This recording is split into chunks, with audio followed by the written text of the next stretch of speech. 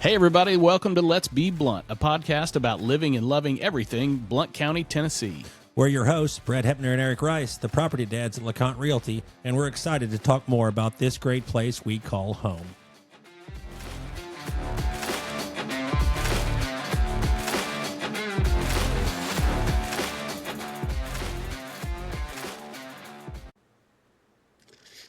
All right. Well, our guest today is a great personal friend of mine, and I know that Brett, you know Sal as well. But it's one of those bittersweet things. We love having you on, and we're so excited to talk about the what you've got going on.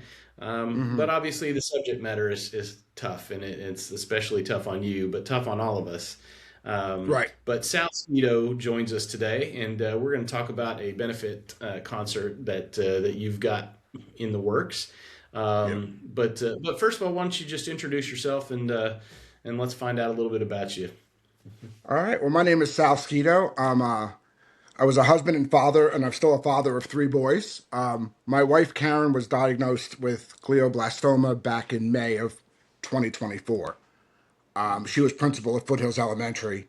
So a lot of people in Blount County knew her, were aware of her, or, heard her story. Life can change in an instant. It was literally that quick. And it's you always hear it, you hear people tell you, but it literally, went to the hospital, and I thought for sure it was going to be a simple, here's a shot and let's go home. And boom, life has changed and different. And that began this journey of where we are today. So I don't know how I can continue to talk. So that's why I'll let you ask some questions. Yeah, no, that's good. I wanted to get a little bit of background, and so you guys moved here in 2017, I think, Correct. and you know it's funny. I've got some great stories, just some fun stories, as I know a lot of people do about Karen. What a gem of a human she was. The first time we met, I think, is I picked up Sal from middle school football practice, and I took Yep. her to Foothills, and we got to meet. But one of the things I'll remember about Karen is, besides her joyful smile, who could light up a room, Yep. she was a foodie, and she was a fantastic cook. And Yes. I had to cook for you guys one time, I remember, and it and was excellent. yeah, well, she complimented my food, and I was like, I mean, I've made it. I've made it. Yeah. It Yeah. means Yeah. Yeah. so much to us. Yeah, Yeah. she's what a great woman she is. That woman could So, cook up a actually, storm. Yeah. Sal, you Yep. I mentioned before we got on here, there's another podcast that you did kind of about her and grief, actually it was, but you gave a Correct. little background, and I liked it. So tell us go back to when you met and how you got here and all of that, because I like the All story. right. Well, sure. Well, Yeah. Karen and I met way back when in the 90s. Back in 94, the fall of 94 is when we met. I was a manager at a restaurant, and she came in to apply as a waitress. And we became friends. We hung out for a while. We were both, just kind of liked each other from a distance. And then slowly we just got closer. And then all of a sudden we were both available. And I asked her out, and she said no the first time. And then the second time, but then finally she did. And she didn't want to ruin the friendship. And it never did ruin the friendship because we were tight. We were as close as two could be. We could read each other's minds. I mean, it was really she was something else. People that she was just cared about everyone, and made everyone feel loved and seen. There was no one beneath her. You could talk to all those kids at her school. They will all tell you that she knew personal stuff about them, their names, their 650 kids. She knew 645 names. And in the couple names she didn't know, she would be able to tell you what their parents drove, what their parents did, what their names were. But she could tell you the kid's class, and she would know their, she would just have to it was amazing. So and she believed there were no bad children. All children were good. So not a bad thing to believe. Yeah. So, And For so sure. in the other the time you told the story, the only mhm. reason she was even working at the restaurant is because she graduated in Early, right? December, She right? graduated in December, correct, and couldn't start teaching till September. So she did a couple substituting gigs here and there, but she was just looking to tide herself over till fall. And so, yeah. And the So only reason she came to ours, it was actually ironic. She applied at two restaurants. One restaurant, she probably maybe would have made a little more money, but you had to buy a tuxedo outfit, and she couldn't afford it. So she was like, she came to where we were because you only had to get a T-shirt. She was like, I could do that, and so we got her at the Dansbury Depot. see, Yeah. I always tell people I moved here in '93 with a job, and at the time I thought that the reason I was moving was with a job, but I met my wife 3 weeks later, so that's the All right. reason There you that go. Right. I mean that was God's purpose for me moving here. And the same thing, you thought she was just looking for money to tide her over for Right. 10 months, but no, her husband was there, so that's And, awesome. and, and ironically, I wasn't even going to take that job when I first got that restaurant job. I didn't want to go live in Pennsylvania. But I was like, you know what? I could live in Pennsylvania. My parents had a weekend house there. I was like, oh, this will be great. And so I did it for that reason. And then we stayed there for 20 years. So, 20 years. and then we Okay. moved down here, and moving here to East Tennessee, I know, my kids pushed from it from when they were little. My sisters had a place here for 15 years. So my Mhm. kids grew up coming here weekends, summers. So they were all pushing. And what brings me the best joy, I guess I would say, is my two older kids, AJ and Sal, who are 24 and 22. Both tell me to this day it was the best decision we made to move to Blount Yeah. County. So that, my youngest was only in third grade, so I don't really give Gabe that much. He was so little, he doesn't really know much of Pennsylvania. But for the other two to say that, who started sophomore year here, brand new, and eighth grade here, brand new, you know. Yeah. So, and they both say it to this day. So Blount County is a And I special know place. it is a special place. That's exactly right. And I know that you've got a special family. They have an incredible community around them. The boys Yeah. do, as do you. I know. Um, Yes. so fast forward to this year. Well, it's probably been in the works for longer than just this year, but Well, you've decided. ironically, go ahead. Yeah. Yeah. Ironically, with glioblastoma, they say it's very rare. Well, Mhm. my grandfather had it. He passed. He didn't. He had went for a biopsy, and then he never woke up from the biopsy, basically. So glioblastoma didn't really get him, but it did. That's what you know. Then my sister had a very good friend when she was in her 20s. They were in the military. She had it. So I knew two people with it before. So then when my wife got it, I was like, wow. And then I did a grief class. And in the grief class, there were 20 deaths in the class. Three of us lost our spouses to glio. There weren't, out of the 17 others, there weren't two heart attacks or two breast cancers, or there weren't two of the same. And that night is when I came home and I said to my three kids, I don't know what's going on, but something's got to change. We got to do something. And being that Karen was such a good person, I can't tell you, I have 5 huge bins that are filled with cards, books, envelope. I mean, you name it. And I was like, we got to do some good here. I got to put some good in the world. And so I started talking to the kids about what can we do. Sal said a 5K. I'm not running a 5K. I'm not doing it. And then Yeah. I think AJ said a golf outing. I'm like, there's already 100 of them. And then my youngest Gabe said, how about a concert, Dad? You love live music. And that's where Music for a Cure was born. Mm. And we're setting out to raise $250,000 is what I'm putting out there. I'm not going to hold myself to that number, but I kind of am. With that said, That's the goal. Yeah. we have, we're working on sponsors. We're doing a silent auction as well. So at the concert, we're going to have 4 bands. We had a little glitch this week, so I'm not sure the fourth just yet. I have someone on the line, so I'll hopefully be announcing next week the exact 4 bands we'll put out. Okay. But we do have, I could say, the Driftboat Cowboys, a local band who Mhm. are great. Great. Yeah. Great. Chelsea Berry, who's also a local girl. Yeah. She plays around town. She's in Nashville now. She's doing fantastic things. And then we have Christian Porter, who was on The Voice, and he's from Stroudsburg, Pennsylvania, which is where we're from. So Oh, kind of very cool. ironic. And he Yeah. was on The Voice back in 2014, and he's in Nashville now also. And he was like, "I'd love to do it." And then we're talking to a fourth band.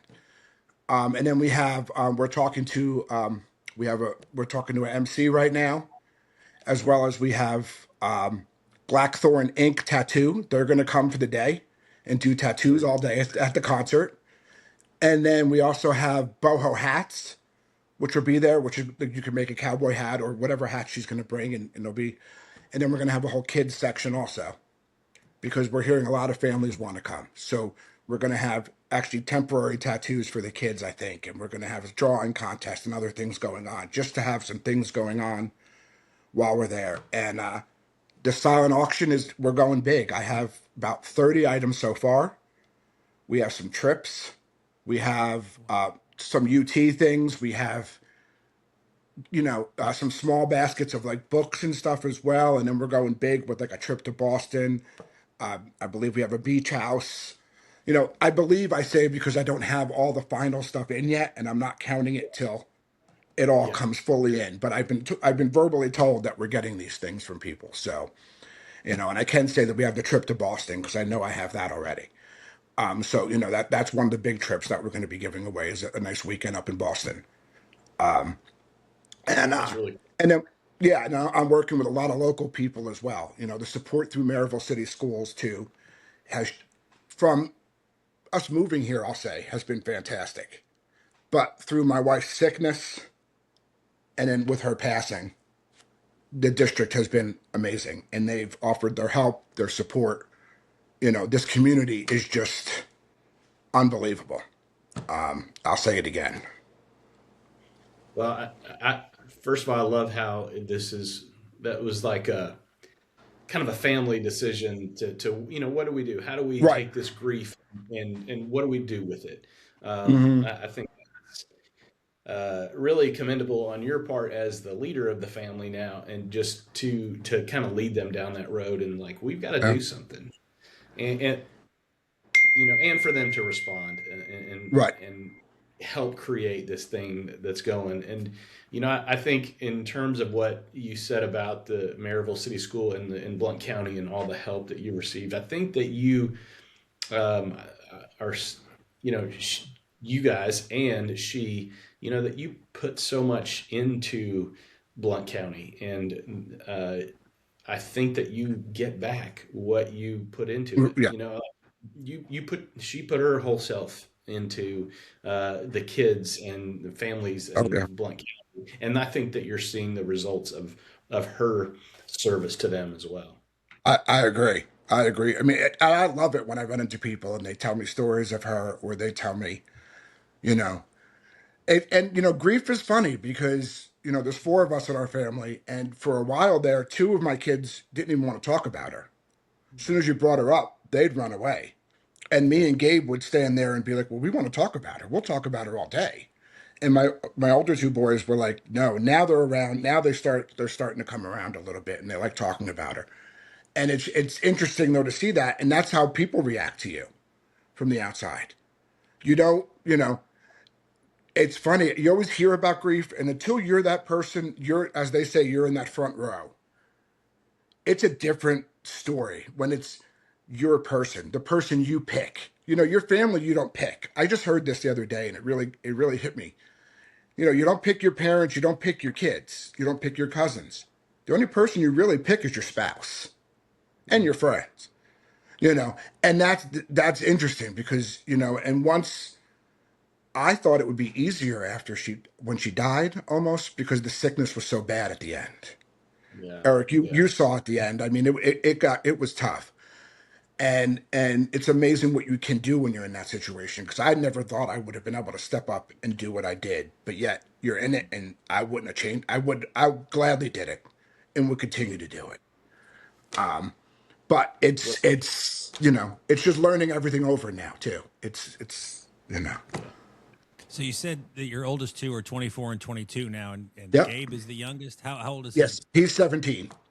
17. So 17. they So were he's a junior at Maryville High School, starting his senior year next year. Football season's coming up. He's super excited for, spring Yeah. practices in 2 weeks, I guess. And Yeah.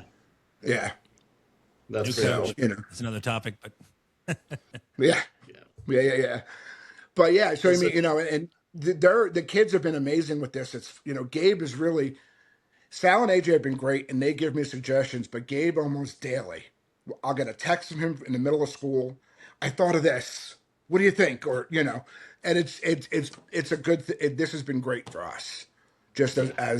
as to put purpose to something.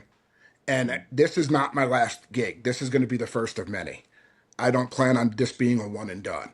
I've already gotten some confirmation from people that, oh, next year we'll put you in the budget. Next year, So I'm That's not awesome. just, this isn't a so one before off. we get too far down the road, and unless I missed it, where and when? I probably didn't say that. It's going to be May 9th at the Cotton Eye Joe from 3 p.m. to November 9 9th. p.m. Yep. And We, and we and are, he has Chuck Ward that owns the Cotton Eye Joe. I have to yeah. give him respect. He has been phenomenal. I cannot tell you how generous he's been with us and how welcoming and accommodating. And so it's just been working out great. We were trying to keep it here locally in Maryville or in this area, but it just couldn't work out. And Yeah. so we're going to Knoxville, and I think it's going to be great. And now we don't have to worry about weather because it'll be inside. Well, there you go. And yeah, and like I said, so 3 to 9. And then it's going to be a good time. We're going, we have two. I'm hoping to sell 2,000 tickets, which is a big endeavor for your first outing. Yeah. But I believe we can do it with this community and with all the people here. And I believe we could hit our number with the silent auction items and then the sponsorships as well. Tell So us tell us how to get tickets, but then also tell us a little bit because you mentioned sponsors earlier, and I'm assuming that you're still accepting sponsors we are, at yeah. least for a little while. So I, I, tell I us about have all, the this is my first outing. So, you're doing one and you put it together and you're like, so I put together a sponsorship package, not really knowing, who's gonna take the hook or who's what. So the yeah. first year we kind of put it out there. So I have quite a few lower level sponsors, but I actually went high and I put a $25,000 sponsor. I put a 15,000, 10,000, I think. So we did go high. So we're getting a lot of lower response, which is fine. The way I'm looking at this is every dollar makes a difference, and if Yeah. that's all you can give me, that's fine. I'm trying to keep that in my head as I'm a little bit of an overachiever with this event. I'm going to say that, but I'm trying to be okay if we don't hit that number because it is our first outing, and whatever you raise is more than they had. Yeah. That's what the head of the glioblastoma research organization, Amber, said to me. She said, "Listen, you've already when we talked, I already had $3,000 in the bank account at that point." She said, "You've already raised 3,000 more than we had." She goes, "That's the way I look at fundraising," and I was like, "I like it. All right, I'm going to take it. Take that look That's at it. yeah. Right." And some people I understand, especially businesses, they get bombarded and they can't say yes to everyone. So I understand that if they have to say no, but I also, do respect the one or two companies that said, listen, we can't give you this year, but we can budget it for next year. So So tickets, Sal, where do they tickets go are for going to be tickets? tickets are going to be $50 each. Okay. And it goes to about $57, I think it is, with the taxes, but 50 goes to the concert. 50 goes to the Okay. Glioblastoma Research Organization. And that's where I've teamed up with for this. All the money's going through the Glioblastoma Research Organization. You can get tickets at the Cotton Eye Joe. They're selling the Okay. tickets. Okay. And then you could also donate money through the Glioblastoma Research Organization. If you go to glioblastomaresearchorganization.org, you could find there's a page there for Music for a Cure also.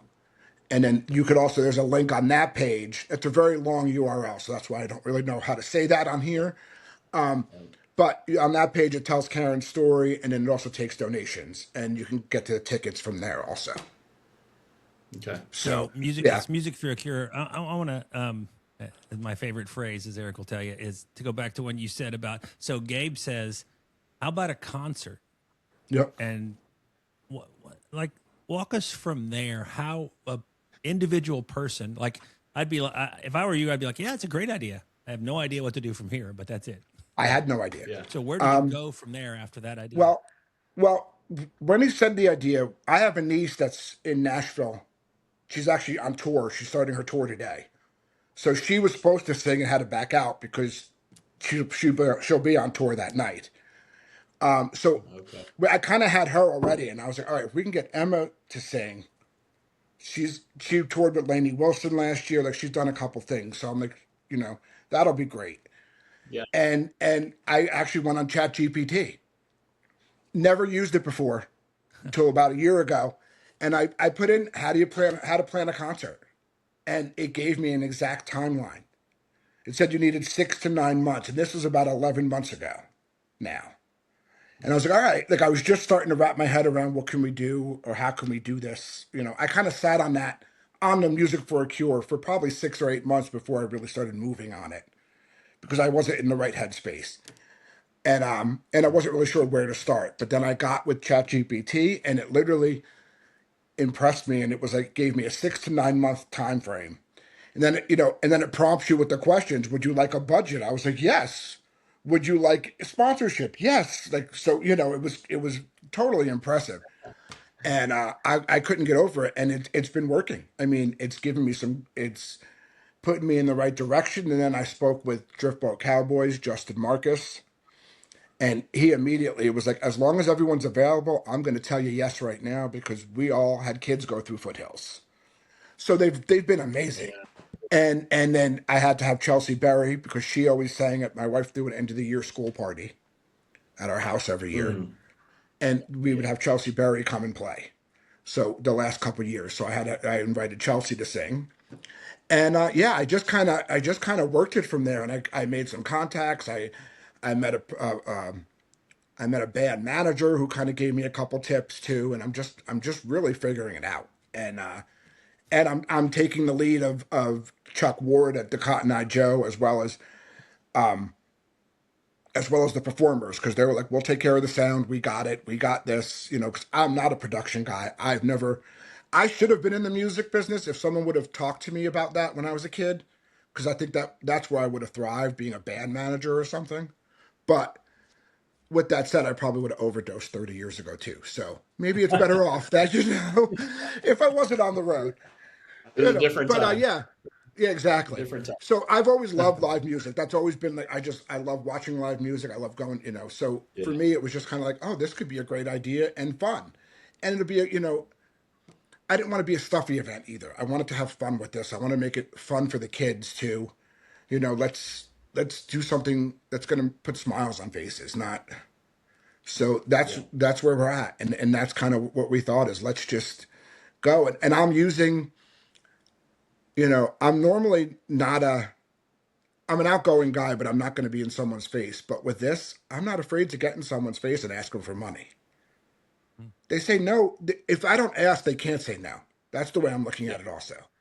I'm Yeah. not, and I'm trying not to get upset if I don't get a yes from someone, I do get a little like, oh, come on, you're not giving us money. But I understand that too.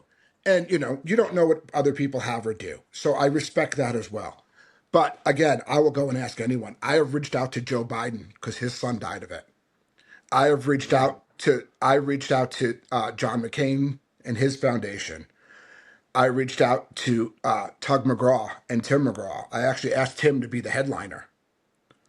He can't be, but I have spoken with Tug McGraw's foundation, and we're going to get a silent auction item from Tim. So I don't know what that'll be, Nice. but we'll see. Yeah, so I've reached out to the Today Show, Good Morning America. There's two hosts there, both been affected. The one's husband and the one's mother just passed away of it.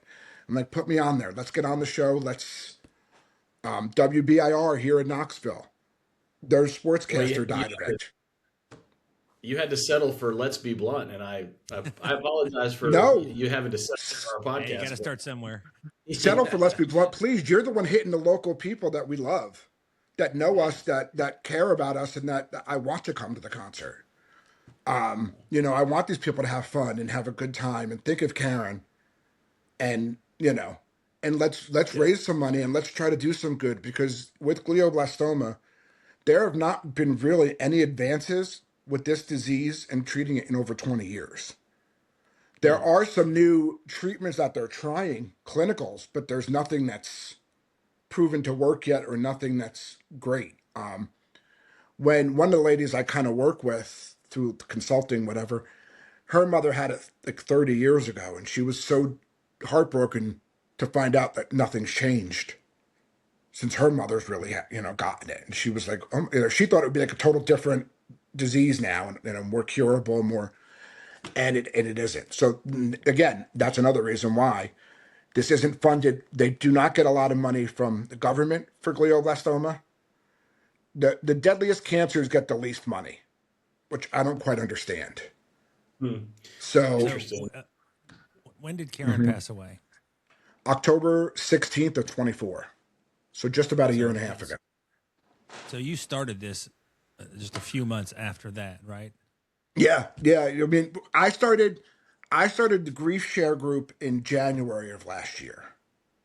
So, and that was the night I kind of had something in my head. I wanted to do something good. I wasn't sure what. Um, but then I started grief sharing, then that night with the three of us in the class, and I was like, wait a minute, that's three people again here. So, and that's when I came home. And that's when we really started pushing it then. And I had to wrap my head around, all right, how do we get this going?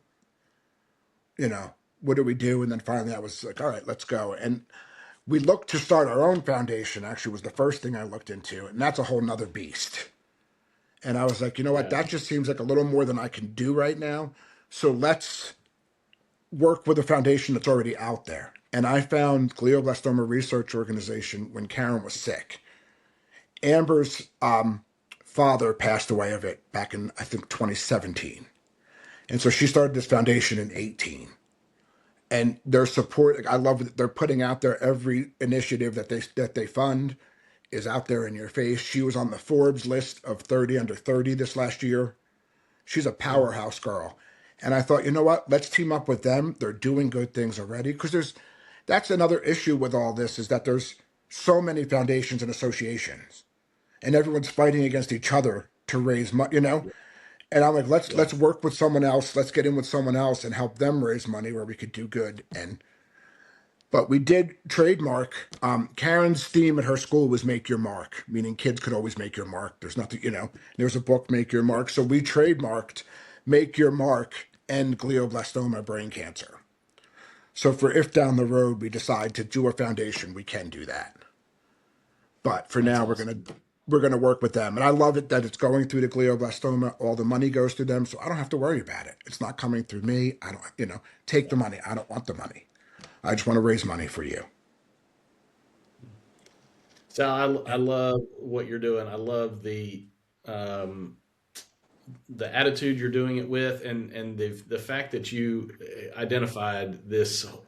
Hey, these guys are already doing what I want to accomplish. Let's partner with them and get it done, Right. as opposed to, again, splintering and fighting against other people for the same Right. funds.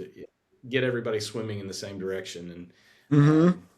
yeah, I think that's pretty amazing. So Well, thank you. It needs to be done. There's not enough being done for this disease, and it. I feel like everyone I talk to almost now seems to know someone that's had it.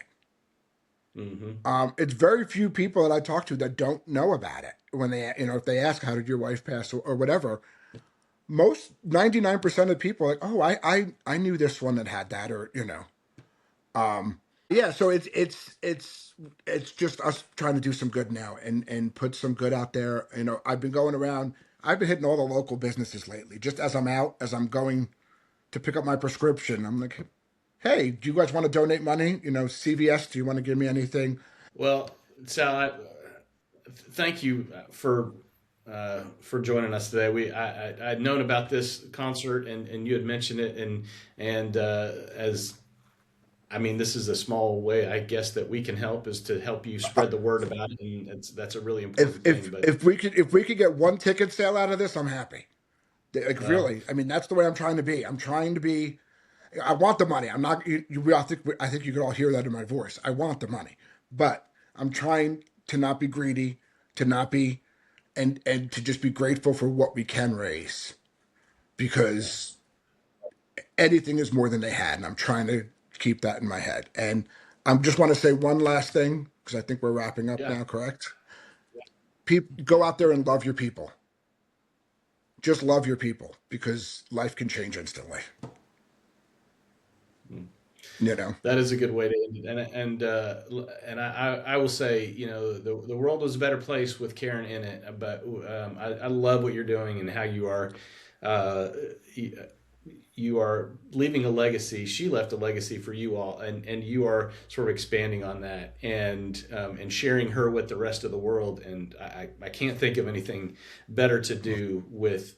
I know the grief that you have gone through, and so Well, thank thank you you. for all you Yeah, do. Good luck. it's Yeah. terrible, but I thank you because you've been one of the ones that have been there. So I thank you. Yeah. So May 9th, Cotton Eye Joe. Find the Not tickets. Joe. Go have a good time. It'll be awesome. Yeah, that's right. That's right. Yeah, I mean, I know it's a hard time of year with graduations and all, and I get it, but it's the date we got, and May is also brain. They say turn gray. It's Brain Cancer Awareness Month here in America, so that was the one reason I wanted it in May. So Awesome. there we go. Well, Well, get thank out you, there and Sal. go. Cotton Eye Joe. Thanks, Sal. All right, thank you so much. Appreciate it.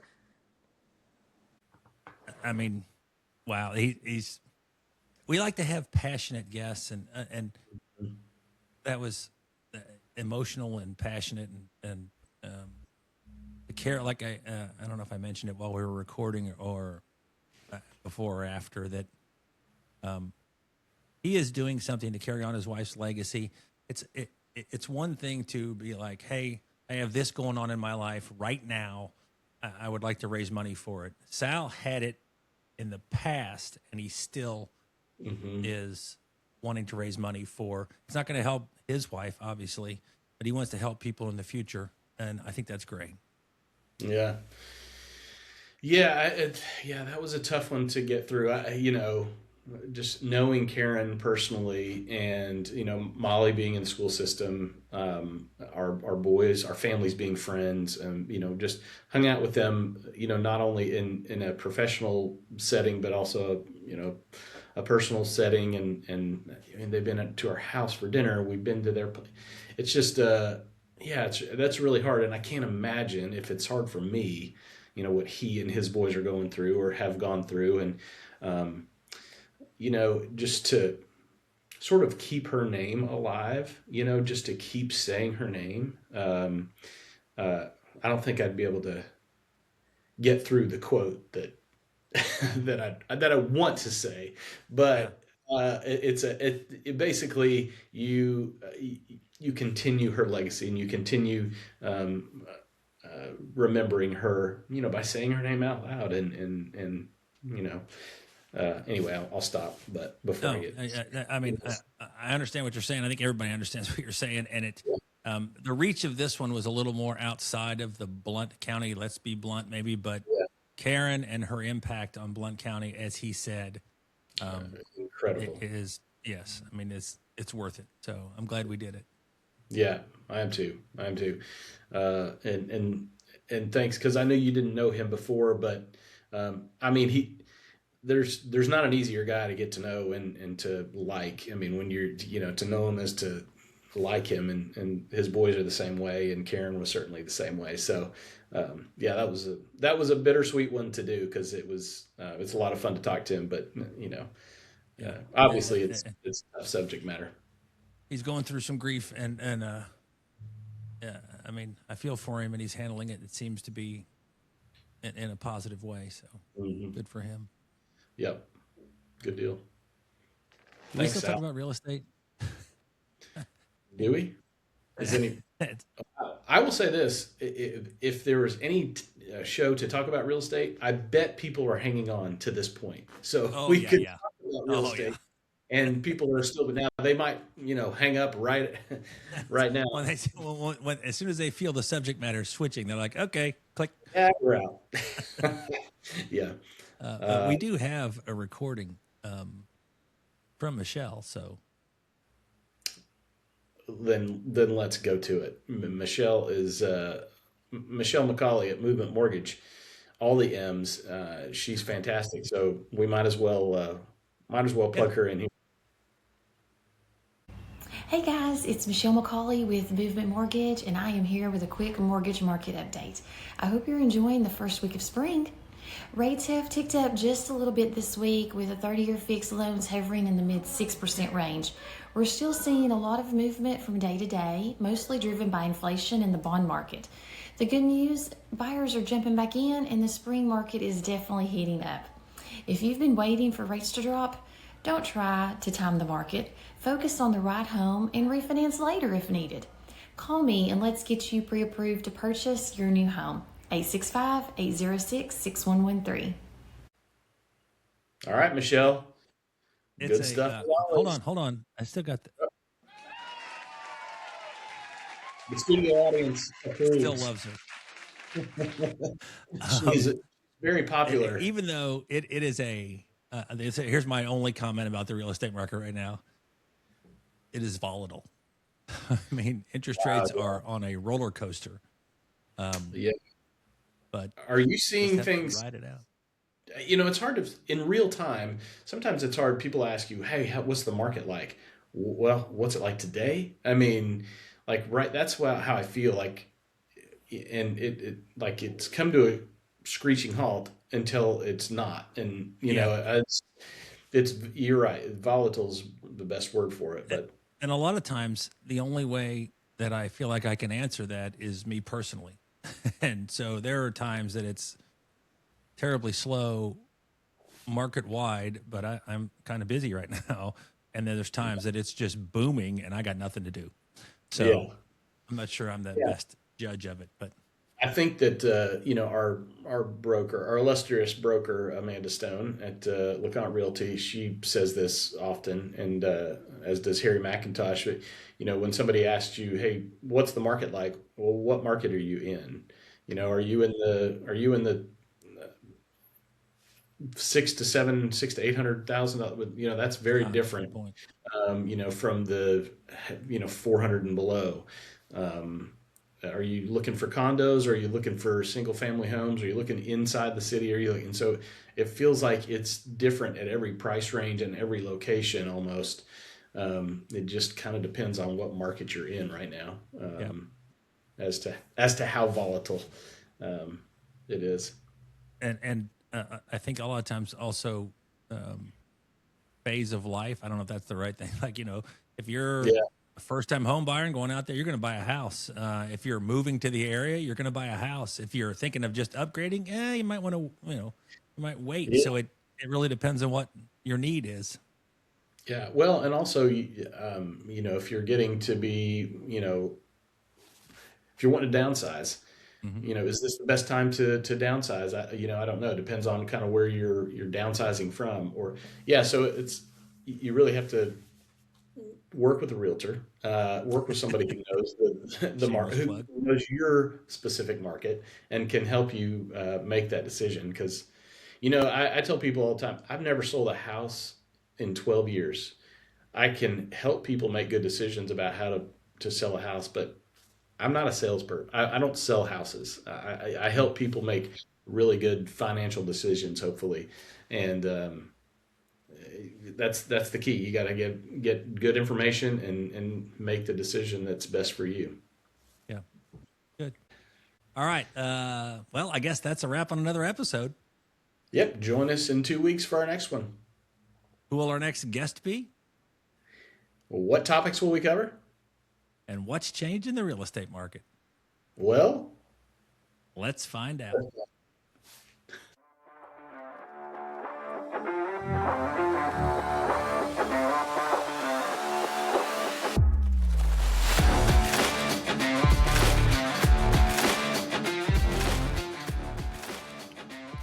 Thanks for listening to the Let's Be Blunt podcast. If you have questions or guest ideas, or if you'd like to sponsor a segment of our podcast, please send us an email at the Let's Be Blunt podcast at gmail.com. I'm Brad Hepner. And I'm Eric Rice. And we call ourselves the Property Dads. As local realtors, we want you to know and love this community as much as we do. If you have questions about real estate, don't hesitate to call us at LeConte Realty at 865-268-4180. We'll be happy to help.